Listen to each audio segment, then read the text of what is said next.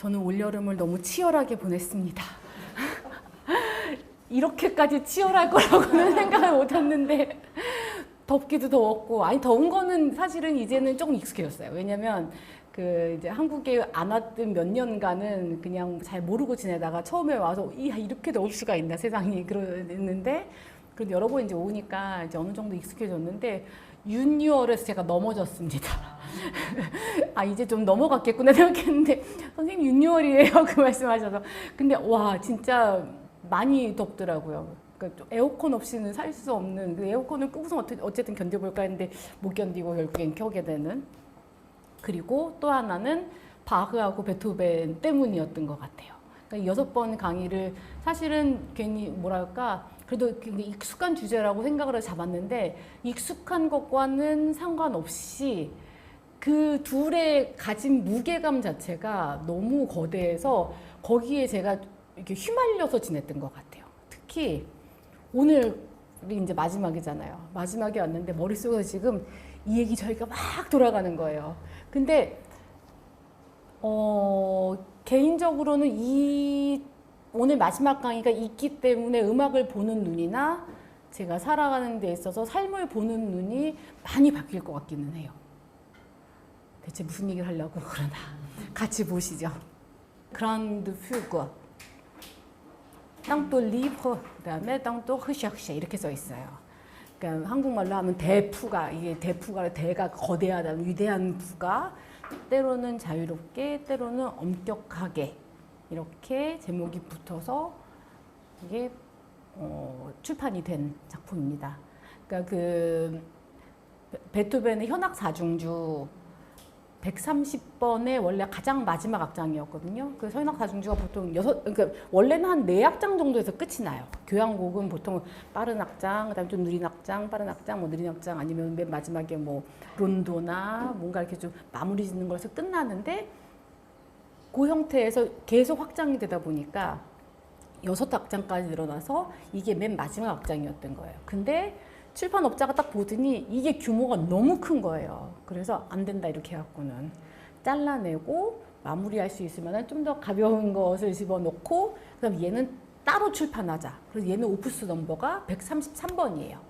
따로 붙어서. 근데 요즘에 현대 와서 연주를 할 때는 이 대조, 원래 베토벤이 하고 싶었던 것은 이 대푸가를 마지막에 넣고 싶었던 거였으니까 넣어서 같이 연주를 하는 경우들도 많이 있어요. 이제 보통 자기들이 선택을 하죠. 그 단체들이 잘 연주할 자신이 있으면 끝까지 가는 거고, 아니면 그냥 적당한 선에 타협하게 되는 건데, 곡이 굉장히 어려워요. 들으면 들을수록 어려운데 뭐 이딴 게 있어 이런 느낌이 들 정도로 처음에는 그렇게 어려운데 어려운 것에 맛이 있어요. 그것의 매력을 오늘 한번 느껴봅시다. 자, 스트라빈스키가 이제 얘기한 얘기 중에 뭐가 있냐면, 이 곡은 대입법적 기법에서 주제적 변형으로의 이행하는 본질적 변화를 보여준다. 무슨 말인지 아실 것 같으세요? 사실은 대입법적 기법이라고 하는 거, 그러니까 지금 뒤에 지금 제가 보여드릴 건데, 우리 머릿속에 이번 여름을 지나면서 다른 건 몰라도 푸가에 대한 대충의 어떤 큰 그림과 소나타에 대한 대충의 큰 그림은 그려졌잖아요. 그러면 대입법에서 사용됐던 어떤 주제를 사용하는 방법이 이게 거기서 멈추는 게 아니라 소나타나 다른 양식으로 가는 그런 식의 주제로서 기능하게끔 발전시키는 곡 중에 하나라고 얘기를 하는 거예요. 제목 자체가 푸가잖아요. 근데 진짜 푸가냐? 그렇게 물음표를 찍게 만드는 내용입니다. 그 다음에 또 다른 사람은 푸가에서 교향시로, 필립 레드클리프라는 사람은 이 작품을 지나치게 기괴한 푸가로 보기보다 여러 에피소드가 서로 대조적이면서 그리고 하나의 주제로 연결된, 그리고 부분적으로는 푸가 작법이 적용된 일종의 교향시로 볼 때 진정한 의미를 획득한다, 이렇게 얘기를 해요. 뭔가 이제 조금 이제 알 것 같으시죠? 그러니까 그냥 후가라고 해서 우리가 알고 있는 그 각 성부에서 한 번씩 다 노래를 부르고 그다음에 막 자기들끼리 막 얽혔다가 뭐 어떻게 했다가 뭐 겹쳐졌다가 그다음에 아니면 후가 주제 하나를 확장하고 또 짧게 이렇게 수축시키고 뭐 이런 거 여러 가지 기법들이 돼서 결국은 완성되는 게 후가였는데 그런 식으로 보고 이 작품을 보게 되면은 거기에 절대 들어가지 않는 거예요. 잡히지가 않아요. 그 형식을 가지고는. 그래서 뭐 이런 이상한 게 있나라고 생각을 하기보다 요거를 그냥 어느 부분에 가서 후가의 기법이 조금 쓰였고 하지만 전체적으로 봤을 때 그때 들었던 어떤 주제가 이런 식으로 등장하는구나 이렇게 어떤 교양식처럼 교양시 자체가 이렇게 좀 시로 비교를 해보면 좀 통절적인 느낌? 시작해갖고 끝까지 이렇게 쭉 유절처럼 이렇게 딱 그 절마다 이렇게 딱딱 끊어지는 게 아니라 통절로 이렇게 처음부터 시작해서 산문처럼 쭉 가는 그런 느낌이 있거든요. 그런 식으로 생각을 하면은 훨씬 더 이해하기가 편하다라고 얘기를 해요. 거의 저기인 거죠. 이것은 파이프가 아니다. 제목은 후가라고 해놓고 음악 틀어놓고 보니까 이건 후가가 아니야. 뭐 이런 식으로 생각을 하면 훨씬 더 접근하기가 편해요. 이해하기도 편하고. 그래서 마지막 수업이니까 그 전에 했던 거 다시 한번 복습을 하면서 머릿속에 이거 두 개는 하고서는 끝냅시다. 자, 주제가 나오고 이게 내성부라고 예를 들었을 때 전형적인 후가에 우리 머릿속에 가지고 있어야 될 모델은 내 성부가 있을 때 한 성부의 주제를 노래를 하고 그 주제를 다른 성부가 똑같이 모방을 하고 이런 동안에 다른 선율을 이걸 받쳐주면서 하는 역할은 이게 대립되게끔 만들어주는 게 아니라 이 나왔던 주제가 좀 더 아름답게 들릴 수 있도록 얘가 꾸며주는 역할을 하겠죠. 받쳐주기도 하고 이렇게 두 선율이 나오긴 하지만은 이렇게 화성적으로도 좀 더 설명이 잘 될 수 있게끔 어색하지 않게 만약에 주제만 가지고 연주를 해도 주제 나왔고 그 다음 주제 나왔고 그 다음 주제 나왔고 되지만 여기에 이런 식으로 대주제가 들어갔을 때 좀 더 곡이 아름답게 들리고 더 설득력이 있게끔 만들어주는 그런 역할을 하고 있다가 그 다음에 발전부처럼 막 그 중에 나왔던 어떤 에피소드나 어떤 조그만 이렇게 조각들을 발전시켜서 고기를 발전시키는 것이 막 나왔다가 나중에는 얘네들 주제를 다시 끌고 오면서 그 주제들이 겹쳐지기도 하고 뭐 확장되기도 하고 이런 식으로 그 기법들이 사용이 되고 맨 마지막에 다시 주제를 노래하고 끝난다 이런 식으로 생각하면은 후가가 대충 머릿속에 모델이 그려지실 거예요.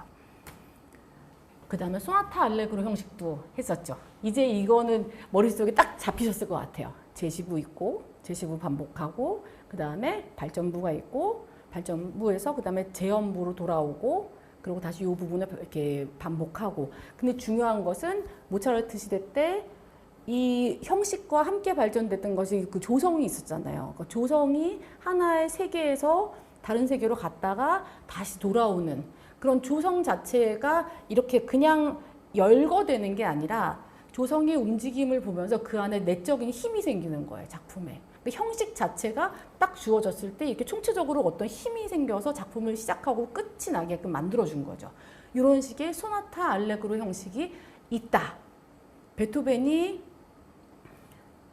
이 후가를 가지고 하고 싶었던 것은 이 둘 사이를 왔다 갔다 하면서 아니면 둘 사이를 믹스하면서 뭔가 자기만의 새로운 것을 창조해내고 싶었다. 그러니까 우리가 처음에 제가 바흐하고 베토벤을 대조시키면서 그러니까 그런 식의 예술을 보는 관점들에 대해서 어떤 예술은 전통을 계속 그 안으로 들어가고 해서 체계화를 시키면서 그 안에서 아름다운 것들을 발견해내고 만들어냈다면 베토벤 같은 경우는 그 체계를 띄워놓고, 그러니까 계속 확장하고 뭔가 변형하다 보니까 아예 그 체계를 파괴해버리는, 파괴까지도 갈 수 있는 길을 마련했다라고 보는 그런 두 가지 예술을 대하는 방식으로 이렇게 아주 어떻게 보면 거칠게 만들긴 했지만 두 가지 생각을 생각해 볼 수 있다 이렇게 얘기를 했었고요.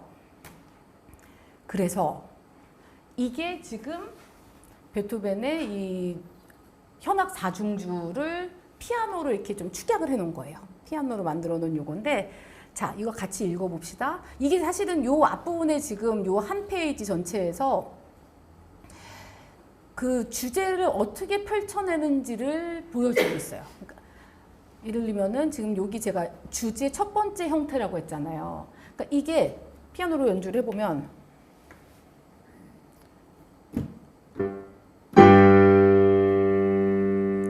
첫음 빵 나오고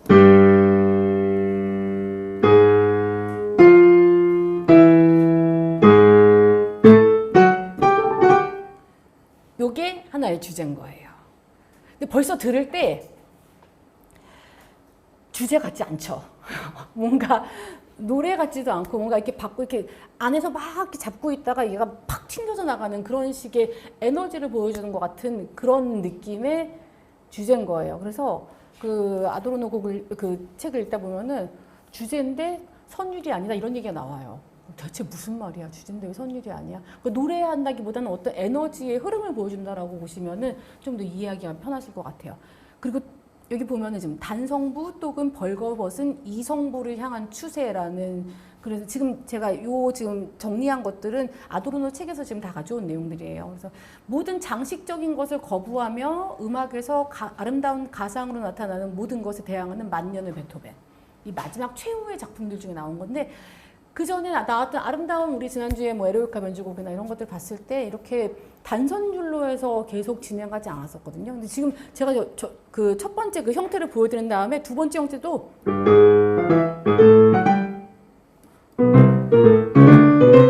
이렇게 단선율로만 계속 나와요.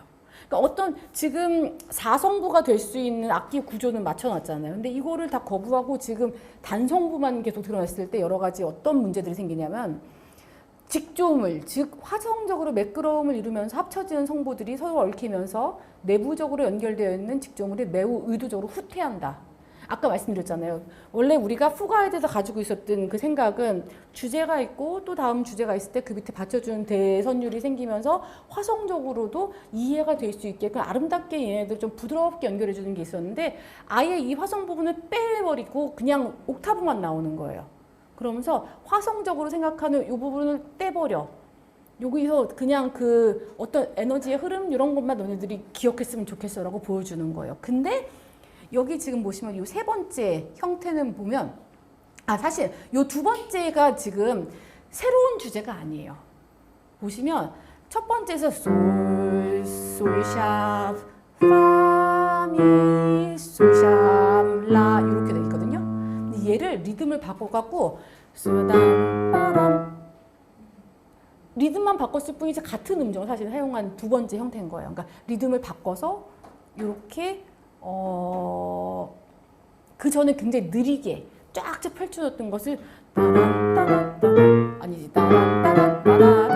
이렇게 나오는 얘가 두 번째 형태. 근데 사실 그 대입법적으로 보면 맞기는 해요. 대입법적으로 그 우리가 그 주제를 변형할 때 이렇게 늘리기도 하고 이렇게 축소시키기도 하잖아요. 그런 식으로 나오고, 세 번째 변형한 형태 같은 경우는 여기 지금 요 세 번째 제가 여기 써놨는데, 요 세 번째는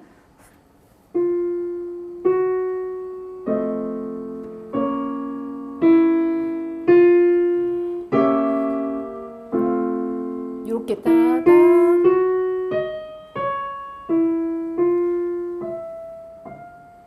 지금 얘도 마찬가지로 같은 주제를 노래하고 있어요. 근데 리듬 자체가 맨 처음에는 굉장히 길게 이게 언제 끝나지 하느니 그렇게 생각되다가도 그 다음에 두 번째 굉장히 역동적으로 나왔죠.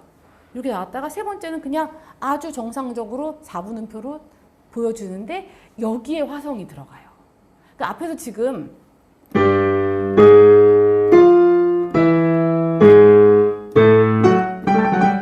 이렇게 나왔고, 첫 번째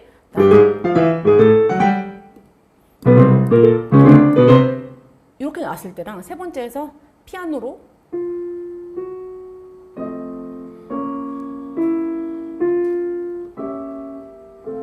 효과가 완전히 다르죠. 그러니까 이런 식으로 화성을 사용할 때도 그 전에 화성 자체가 주던 어떤 뭐랄까 그런 시작하고 그 다음에 진행하고 완결감 이런 것을 줬다면, 여기서는 그냥 화성 자체를 사용할 때도 어떤 성격적으로 쓴 거예요, 베토벤이. 그것을 향해서 움직이는 게 아니라. 그리고 나서 그 다음에 뒷부분이 이 지금 왼손에서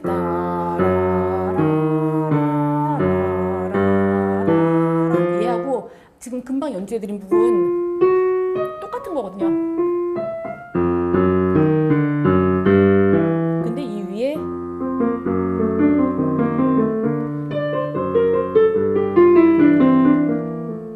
이런 식으로 하나의 재료를 또 붙여요.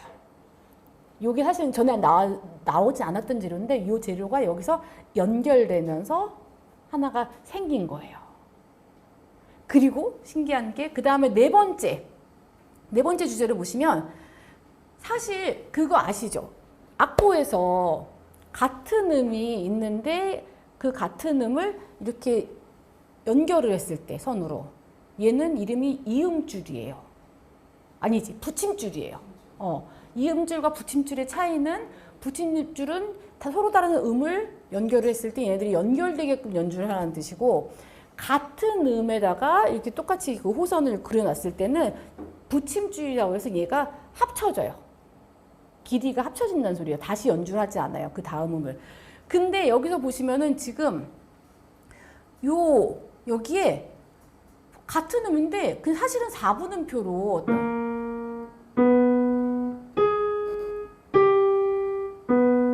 이렇게 하면 될 거를 베토벤이 의도적으로 둘을 나눠 놓은 거예요. 그 연주자 입장에서 봤을 때 대체 뭘 하려는 거야? 대체 왜 이렇게 써놓은 거야? 이렇게 고민을 하게 만들겠죠. 이렇게 고민을 하는데 일단은 그냥 4분음표로 쓰여진 것과 이렇게 8분음표 둘로 나눠진 것을 연결했을 때 그냥 음악 이론적으로 봤을 때 그냥 똑같은 길이를 연주하는 거지만 머릿속에서는 분열되는 거예요. 4분음표가 똑같은 길이가 아니고 앞부분에 뭔가 소리가 나왔는데 뒷부분은 소리가 안 나오는 것처럼 느낌이 소리는 유지되고 있지만 이런 식으로 궁금증이 계속 생기게 하죠. 근데 이게 효과를 발휘하는 데가 어디냐면 여기 지금 여기 요 줄 있죠. 이거 지금 제 마우스 보이세요? 여기서 앞에 지금 두 음이 있는데 요 두 음 중에서 맨 처음에 포르테시모라고 해서 FF 두 개 있죠. 강한 그 뉘앙스가 앞음에는 들어가는 거예요. 앞엔 들어가고 뒤에는 빠지죠. 없어요. 그 다음 두 번째 스포르잔도는 여긴 강하게 뒤에는 빠지고 그 다음에 포르테 강하게 뒤에는 없고 이런 식으로 너희가 소리를 내지만 앞부분 소리는 강하게 되고 뒤는 나도 몰라 이런 식으로 뭔가 그 소리를 낼 때 있어서 그냥 너가 편하게 처음에 생각했던 것을 여기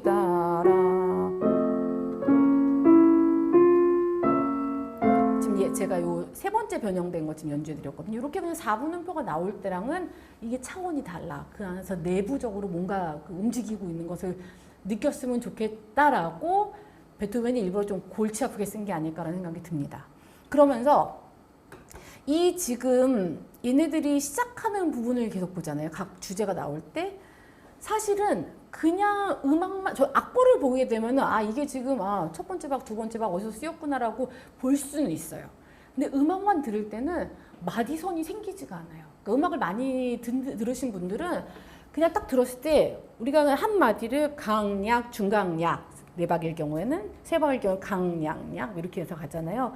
그러니까 악보를 보지 않아도 머릿속에서 마디선이 생겨요. 여기가 시작이요. 그 다음에 빠지겠구나. 이렇게 된 악보들은 알기가 너무 힘들어요. 왜냐면 그냥 제가 여기 있는 대로 연주를 해볼게요. 예를 들면 이 세 번째 변형 같은 경우에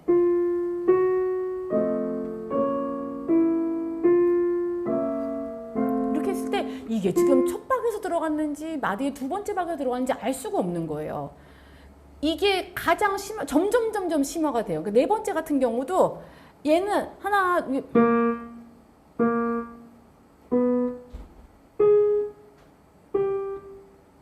이렇게 나왔을 때 지금 저 사람이 첫 번째 박, 세 번째 박을 연주하는지 두 번째 박, 네 번째 박을 연주하는지 전혀 알 수가 없어요.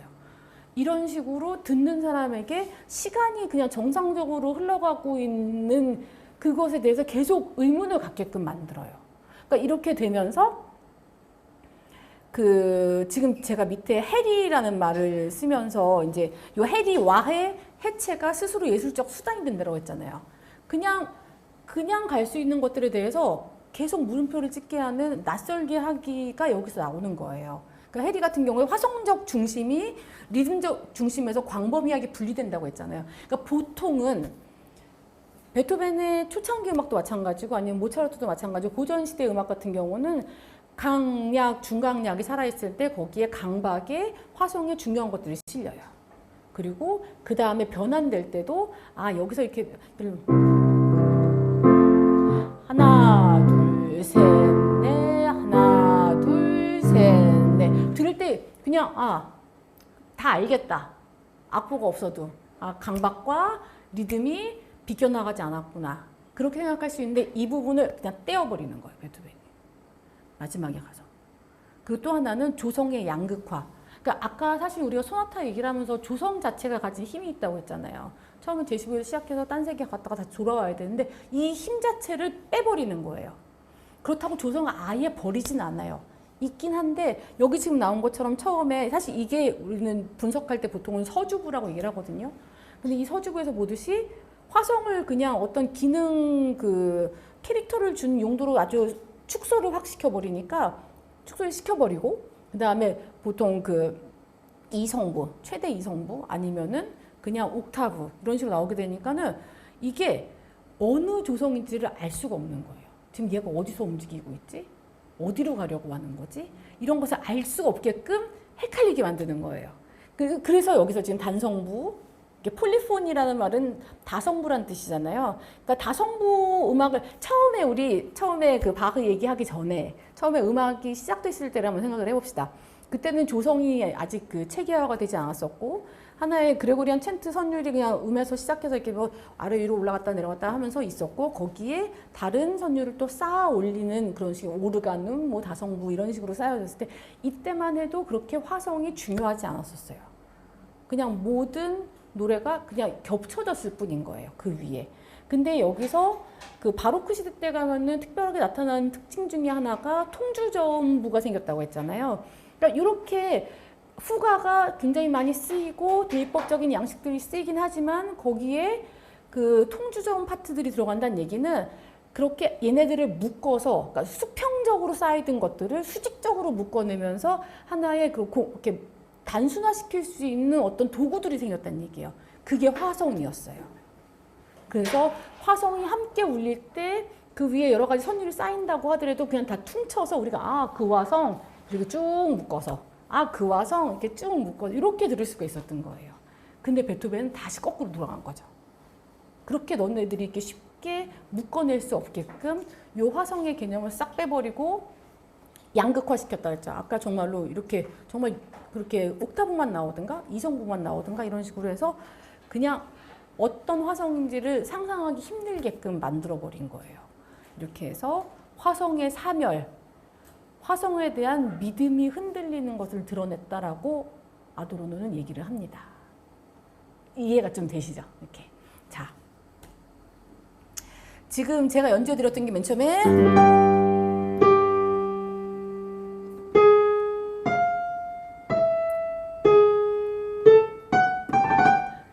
요게 원주제예요. 원래 처음에 주제. 그리고 요거를 우리가 생성적이라고 얘기를 해요. 왜냐하면 이 주제에서 다른 것들이 계속 파생되게끔 나왔기 때문에 파생된 주제. 그 다음에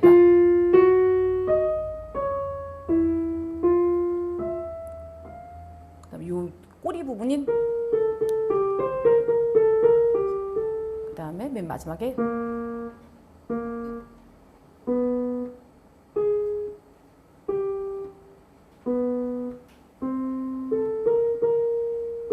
이렇게.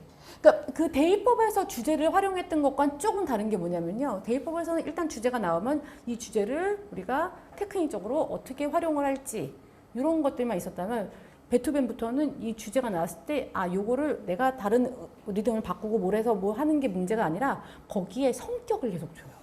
새로운 성격들을 부여를 하는 거예요. 그래서 주제는 반복이 됐지만 반복하는 게 문제가 아니라 거기서 뭔가 새로운 느낌을 가질 수 있게끔 새로운 성격을 부여하고 그것으로 이렇게 음악을 계속 발전시킨 거예요.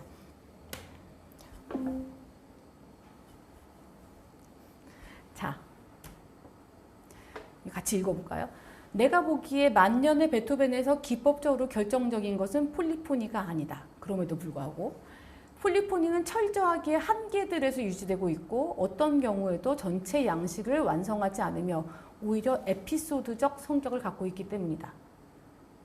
그러니까 폴리포니가 목적이 아닌 거예요. 베토벤은. 아까 그 대입법 폴리포니 다성부 음악을 만들어내는 게 목적이 아니라 이것조차도 그냥 사용하고 있는 거예요. 그래서 기법적으로 결정적인 것은 오히려 양극단으로 향하는 분열이 원래부터 놓여 있다는 점이다. 아까 말씀드렸듯이 그런 옥타브적인 거 이런 것들이 있고, 그러니까 이렇게 화성을 전혀 알아챌 수 없는 그런 옥타브적인 것, 이성부적인 것들이 나오는데 요 극단에 또 뭐가 있었어요. 아까 세 번째 주제할 때는 거기에 멜로디 나오고 그 화성 붙여놓듯이 이런 식으로 양 극단을 아주 극단적으로 이렇게 양 극단을 이렇게 쫙 벌려놓는 거죠. 그래서 폴리포니아 모노디의 양극 그리고 또 지금 그렇게 되면서 다성음악과 또 모노디 한 단선율의 음악 그 사이에 또 양극이 또 벌어지고 이것은 중간이 해리되는 것을 뜻한다. 다른 말로는 화성의 사멸이다. 화성 자체가 거기에 의미를 계속 부여하면서 그 주제의 어떤 그 다음에 만들어질 동력들을 계속 줬다면 그것 자체가 드러날 수 없게끔 만들었다. 화성의 사멸은 단순히 화성적으로 채워넣는 것, 화성이 장식적인 역할을 하는 대입법과 관계가 있는 것이 아니고 단순화는 한 번도 관련되어 있지 않다. 제가 아까 말씀드렸죠. 통주점 그 악기군들이 사용이 되면서 바로크 음악이 오면서 그 전에 르네상스 시대 때는 그 다성 음악이 굉장히 분화가 많이 되고 그 탈리스의 음악 제가 한번 들려드린 적 있잖아요. 40성부까지 늘어나고 그러니까 그런 식으로 굉장히 다성적으로 막 분화가 됐다면 그게 그 통주점 악기들, 그러니까 모노디 양식이라서 한 줄 단선율이 있고 그 밑에 반주로 받쳐주는 이런 것들이 그 단순화할 수 있었던 근거가 된 게 결국은 화성이었는데 이 화성을 이렇게 단순화하는 방법을 쓰지 않았다. 오히려 계속해서 살아남은 화성 자체가 무언가 가면적인 것이나 또는 껍데기와 같은 것을 획득한다. 아까 그 세 번째 주제 했던 것처럼 그냥 그렇게 그 전에 있었던 화성의 큰 지위를 차지하는 게 아니라 그냥 이 정도에서 이렇게 꼭 장식하듯이 하지만 이게 전부는 아닌 것처럼 이렇게 만들어졌다 이렇게 보시면 되고 조성의 구성은 동시에 운동의 독자적 법칙을 더 이상 갖지 않고 울림의 껍데기로 뒤에 머물러 있다. 아까 말씀드렸듯이 소나타 형식을 해도 조성에서 원래는 이 세계에서 저 세계 갔다가 다시 돌아와야 되는데 더 이상 이런 것을 기능할 수 없게끔 다 해체시켜버린 거예요. 그럼 대체 음악이 어떻게 만들어지냐. 이것은 사실은 우리 맨 처음에 지금 제가 주제 원주제와 그다음에 파생된 주제 말씀드렸잖아요. 그렇게 해서 볼 때는 대위법적으로 볼 때 본 거예요. 근데 이 작품을 처음부터까지 쭉 연결을 했을 때 그 중에서 나오는 세 가지 특징적인 주제들이 또 있어요. 이것은 어떻게 보면은 좀 그 소나타적인 느낌에서 접근을 해본 거예요. 그러니까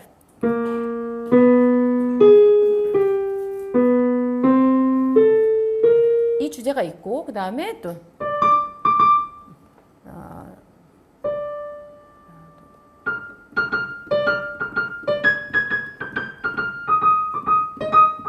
요거는 아까 그 주제 변형된 것에서 뒤 꼬리 부분 하나 달라 있었던 거 있잖아요.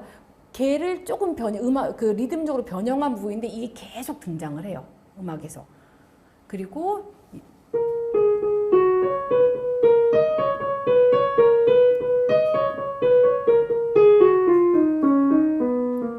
이 부분도 마찬가지로 아까 여기서 나왔던 여기 나왔던 요 끝부분 이것을 가지고 발전을 시킨 게 작품에서 계속 등장을 합니다. 근데 이거 같이 읽어볼게요. 안젤 르호아라는 사람이 뭐라고 얘기를 했냐면 이 곡의 형식에 대한 확립된 합의는 존재하지 않으며 전통적인 푸가 구성을 훌쩍 뛰어넘는다. 아까 우리가 알고 있는 그 전통적인 푸가 구성. 후기 현악 사중주의 다른 악장들처럼 대푸가 또한 혼합된 형태가 등장해 다양한 분석을 이끌어낸다. 대푸가에 이르러서 지금 우리가 볼 그 작품 이런 전략은 이전에 없었던 수준까지 끌어올려진다. 지난 세기 동안 저명한 베토벤 연구자들이 논쟁해온 여러 해석 중 어느 쪽에도 편들지 않는다 해도 이 곡의 작곡법이 대입법의 소나타 형식의 발전 논리를 통합하고 있음을 부인할 수는 없다. 이는 주제와 소재의 처리에 반영되며 세 가지 명확히 구분되는 지금 우리가 지금 금방 본 거 있죠. 세 개 명확하게 구분되는 그러나 주제적으로는 연결된 그 안에 사실은 그 파생들 서로 뚜렷하게 보이지 않지만 파생되어 있는 그렇게 연결된 것들이 구분되는 그런 구간을 만들어낸다. 먼저 힘찬 극적 서주가 등장하는데 아까 우리가 봤던 그 첫 번째 페이지 마치 장중한 단성가를 연상시키는 생성적 주제가 등장하며 그 선율은 충돌적인 불협화 음정 이렇게 그다음에 이런 식으로 팍 이렇게 단위도 반음으로 갔다가 쭉 벌어져서 계속 아까 말씀드렸죠. 이렇게 이렇게 안에서 꼭 원심력으로 잡고 있다 얘가 이렇게 튀어나가는 것 같은 느낌을 주는 이유가 이렇게 반음정으로 되는 것과 이렇게 쫙 벌어진 음정들이 계속 나오기 때문에 그래요. 그리고 이어지는 첫 번째 후가는 알레그로로 내림나 장조에 진행되며 아주 밀도 높은 대입법과 복잡한 리듬이 특징이다. 요게 아까 지금 보여드렸던 요 주제가 요 첫 번째 주제하고 요 두 번째 주제가 계속 연결되면서 나와요. 그 첫 번째 변주처럼 보이는 그 부분에서는 제시부처럼 보이는데 이 후가에서는 그리고 이 후가가 우리 보통 얘기할 때 후가에서 하나의 주제가 있으면 이 주제가 다음에도 반복되고 이렇게 해야 되잖아요. 근데 여기도 하나가 아니라 두 개가 같이 반복이 되는 거예요. 이게 두 개가 동시에 나올 때도 있고 약간 엇갈려서 나올 때도 있고 얘네 둘만 나오는 게 아니라 여기를 3이 num표를 계속 쫓아나서 나오기도 해요. 나중에 계속 듣다 보면은 그 두 개 어디 갔지? 뭐 이런 생각이 들기도 하고 남는 것은 이 3이 num표와 3이 num표가 이렇게 다다다다다다다다 이렇게 나가는 것과 그 다음에 그 싱코페이션 당김음이라서 두 번째 박, 네 번째 박에 강이 들어가는 이상한 것만 머릿속에 계속 남게 돼요. 그리고 그 다음에 두 번째 후가는 내림 솔 장조, 내림 다라마바 사, 내림 사장조 여기에서 보다 부드럽고 거의 물결 치는 듯하며 보다 호모포닉한 경향을 띈다. 이따가 들어보시면 아실 거예요. 거기서 그 지금 나왔던 요 주제를 가지고 완전히 새로운 느낌의 다른 부분이 탁 나오게 돼요. 그러면서 어떤 느낌이 드냐면 이게 지금 이 사람은 첫 번째 후가, 두 번째 후가라는 말 쓰고 그 다음에 발전 혹은 디베르티스마 또 이게 후가 용어일 경우에는 이렇게 이어지고 마지막에는 그동안 등장했던 주제와 소재, 대주제가 다시 한번 회상된다. 뭐 이런 식으로 뭐 특별한 계시, 뭐 수많은 투쟁의 끝에서 진정 숭고한 사랑과 뭐 형제의 메시지로 들어가는 계시라고 표현한 결말이 펼쳐진다. 이런 식으로 얘기를 했지만 어떻게 얘기를 하기도 하냐면요. 그 교향곡이나 이런 거 봤을 때 1악장이 있고 2악장이 있고 3악장이 있고 4악장이 있다 했잖아요. 1악장이 이제 그냥 소나타 알레그로 형식으로 뭔가를 제시하듯이 나온 다음에 2악장은 굉장히 뭐 라르고 아다지오 아주 아름답게 그런 천연적인 부분이 나오고 3악장에 가서는 스케르초, 베토벤 스케르초 되게 많이 썼거든요. 그러니까 미뉴에트 스케르초에서 뭔가 좀 빠른 3박자, 이렇게 춘곡 같은 가벼운 그런 3악장이 나오고 맨 마지막에 론도나 아니면은 뭐랄까 하나의 주제를 가지고 끝까지 발전시키는 형태의 마지막 그 악장이 등장을 하는데 이 대후가 안에 이 악장들을 암시하게끔 넣어놨다라고 분석하는 사람도 있어요. 들으면서 이건 2악장 느낌인데 이건 3악장 스케르초인데 이거는 론도 맨 마지막에 막 계속 반복해서 나오는 이런 느낌인데 이런 식으로 느끼게끔. 근데 확실하지 않아요. 그 누구도 확실한 답을 주지 않아요. 저도 이걸 하면 여기는 뭐고 이렇게 말씀을 드릴까 하다가 마지막에는 아니야. 그냥 이 안에서 다 같이 헤매는 게 나아. 이렇게 결론을 내리게 되더라고요.